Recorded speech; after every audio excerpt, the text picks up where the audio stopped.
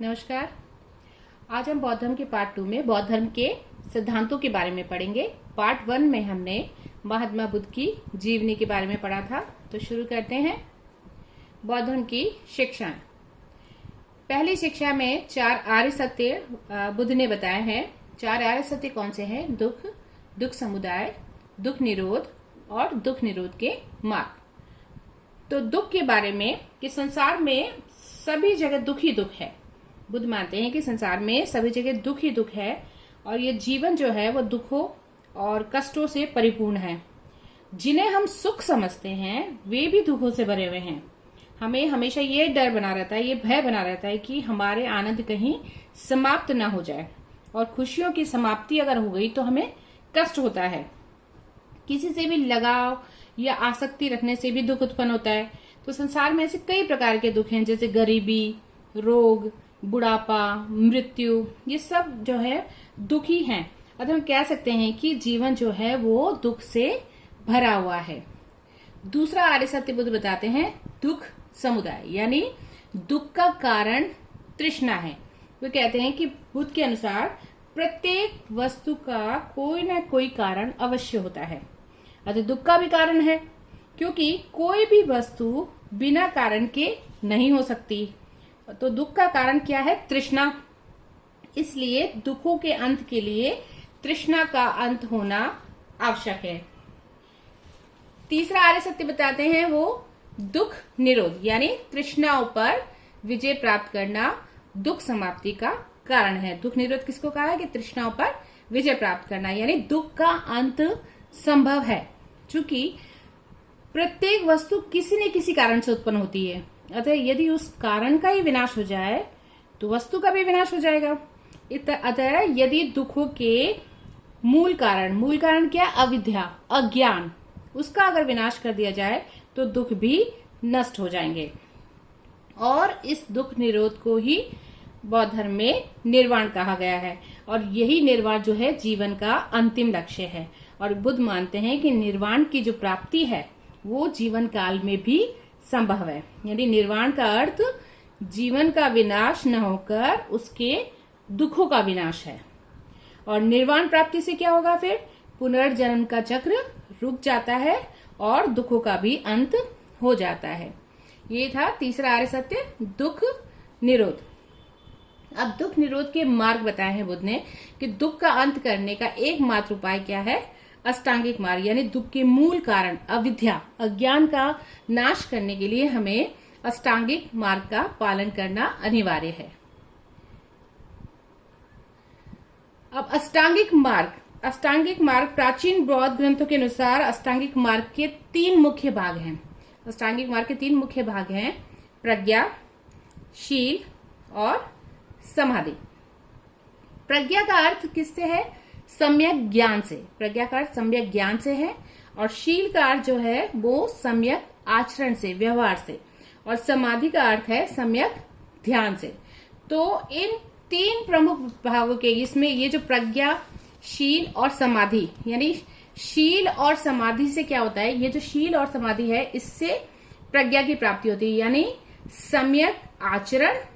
ये जो शील का अर्थ बताया था मैंने, सम्यक आचरण, और समाधि यानी सम्यक ध्यान से सम्यक ज्ञान की प्राप्ति होती है, जो कि सांसारिक दुखों से मुक्ति प्राप्त करने का मूल साधन है।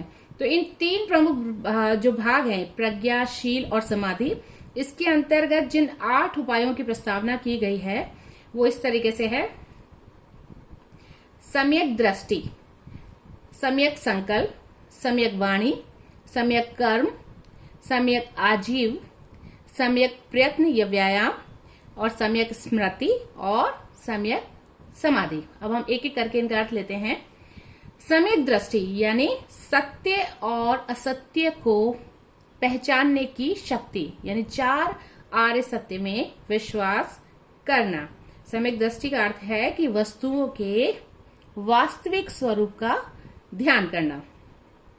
सम्यक संकल्प, हिंसा और तृष्णा रहित संकल्प, यानी आसक्ति, द्वेष या हिंसा से मुक्त विचार रखना। सम्यक वाणी, मृदु यानी मीठा, प्रिय एवं सत्य वचन बोलना, यानी अप्रिय वचनों का हमेशा के लिए परित्याग करना।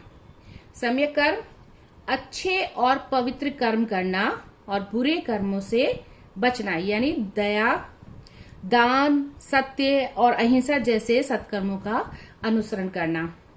सम्यक आजीव, उचित और सदाचार पूर्ण जीवन व्यतीत करना, यानी सदाचार के नियमों के अनुकूल अपनी आजीविका चलाना।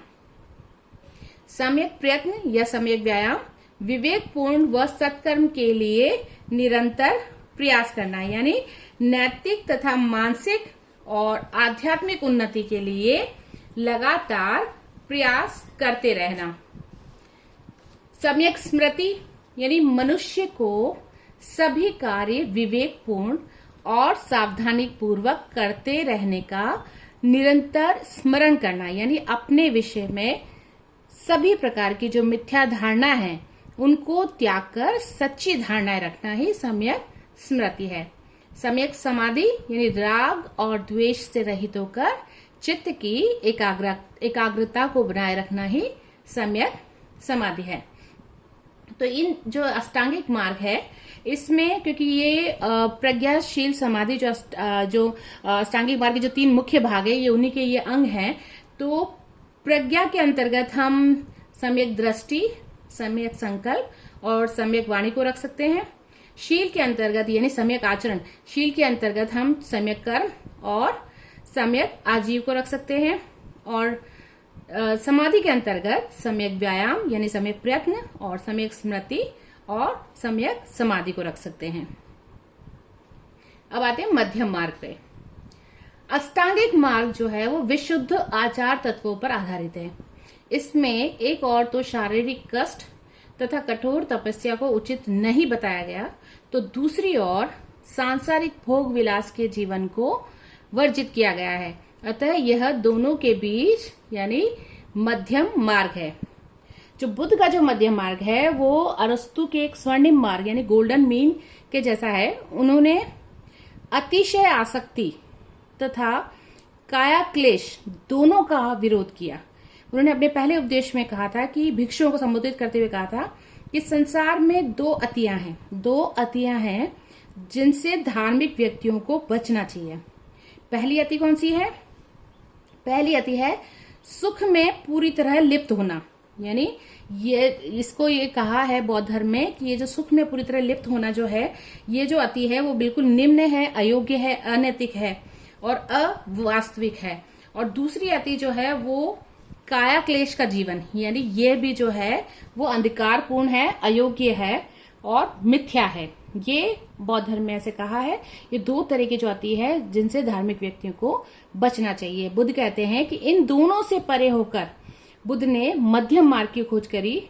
वो उस मध्यम मार्ग के लिए बुद्ध कहते हैं कि ऐसा मध्यम मार्ग जो कि नेत्र यानी आंखों अर्थात मस्तिष्क को प्रकाशित करता है तथा शांति, ज्ञान, संबोधि और निर्वाण की ओर ले जाता है। यानी बुद्ध के अनुसार मध्यम मार्ग का अनुसरण करना चाहिए जिसमें अत्यधिक विलासिता या अत्यधिक तप दोनों ही नहीं होने चाहिए। मध्यम मार्ग अपनाना चाहिए। 10 शील। बुद्ध कहते हैं कि मानव जीवन का जो परम लक्ष्य है वो है निर्वाण प्राप्ति और इसको प्राप्त करना स्वयं मनुष्य की जिम्मेदारी है। और ये लक्ष्य कैसे मनुष्य प्राप्त कर सकता है कि सद्जीवन और सद्व्यवहार से ही इस लक्ष्य को मनुष्य प्राप्त कर सकता है, ये बुद्ध मानते हैं। तो बुद्ध के अनुसार सदाचारी तथा नैतिक जीवन के लिए मनुष्य को इन 10 शीलों का पालन करना चाहिए। 10 शील कौन से हैं? अहिंसा, सत्य, अस्तेय, अपरिग्रह, ब्रह्मचर्य, संगीत और नृत्य का त्याग, सुगंधित वस्तुओं का त्याग, असामयिक भोजन का त्याग, कोमल शैया का त्याग यानी आरामदायक बिस्तर का त्याग और कामिनी कंचन का त्याग। ये जो 10 शील है इसका पालन करना हर एक व्यक्ति को अनिवार्य है, ये बुद्ध मानते हैं। आत्मा के बारे में बुद्ध के क्या विचार है? तो बुद्ध ने न तो ये कहा कि आत्मा है और न ही ये कहा कि आत्मा नहीं है, क्योंकि बुद्ध ये मानते हैं कि यदि आत्मा है तो मनुष्य को अपने से आसक्ति हो जाती है, तथा आसक्ति ही यानी लगाव ही दुख का मूल कारण है। और यदि वे ये कहते हैं कि आत्मा नहीं है, तो एक व्यक्ति को यह सोचकर कि मृत्यु के बाद उसका कुछ भी शेष नहीं रहेगा, तो उसे इस चीज की घोर मानसिक वेदना पहुंचती, उसे बहुत दुख होता।